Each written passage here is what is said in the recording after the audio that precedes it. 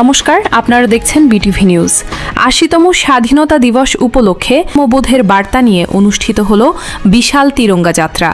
Doctor তরুণ আদকের নেতৃত্ব ১ নম্বর মণ্ডলের সভাপতি সুখেন্দু চ্যাটার্জির সহযোগিতায় চড়িয়াল থেকে শ্যামপুর পর্যন্ত পদযাত্রায় সামিল হন বিজেপি কর্মী সমর্থকরা।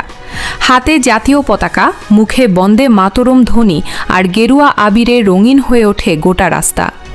অনুষ্ঠানের মূল উদ্দেশ্য ছিল নতুন প্রজন্মের মধ্যে দেশপ্রেমের চেতনা এবং জাতীয় ঐক্যের বার্তা ছড়িয়ে দেওয়া।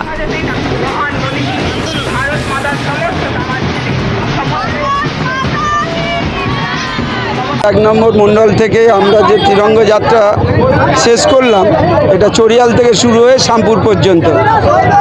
তো এতদিনে আমরা কিন্তু স্বাধীনতা উপভোগ করছি, কারণ 1947-এ আমাদের কারো জন্ম হয়নি। আর গত 50 বছর আপনারা দেখেছেন প্রত্যেকে যে সাধারণ মানুষ তাদের সাধারণ কথা বলতে গেলেও আমাদের বলতে দেওয়া হয়নি। তিরঙ্গা যাত্রা আমাদের বজবজ মণ্ডলে এর আগে বিধানসভা জুড়ে হয়েছে, তার আগে জেলা জুড়ে হয়েছে। তো আমাদের আজকে 1947 সালে 15 আগস্ট ভারত স্বাধীন হয়েছিল, তাই আমরা কিন্তু পশ্চিমবঙ্গকে রক্ষা করতে পারিনি।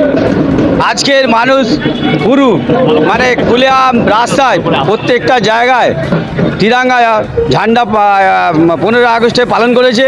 আর প্রত্যেকটা জেলায় পশ্চিমবঙ্গে প্রত্যেকটা মণ্ডলে মণ্ডলে তিরঙ্গা যাত্রা পালন করা হচ্ছে।